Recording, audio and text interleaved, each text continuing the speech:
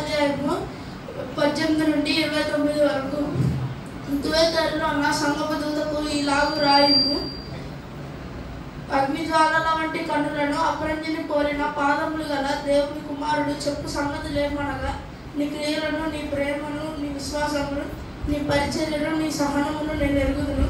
నీ మొదటి క్రియల కన్నా నీ కడపటి క్రియలు మరెక్కువైన అని నేను ఎరుగుదును.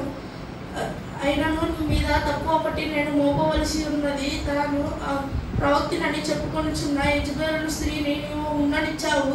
జారత్వం చేయుటకును విగ్రహములకు బలిచ్చిన దాన్ని తినుటకును నా దాసులకు బోధించుటూ వారిని మోసపరుచున్నది. మారు మనసు పొందుటకు నేను దానికి సమయం ఇచ్చితిని గాని అది తన జారత్వం విడిచిపెట్టి మారు మనసు పొందగలదు.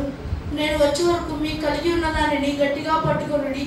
నా తండ్రి వలన నేను అధికారం పొందినట్టు జయించు అంతవరకు నా క్రియలను జాగ్రత్తగా చేయడానికి జనుల మీద అధికారం ఇచ్చేదను.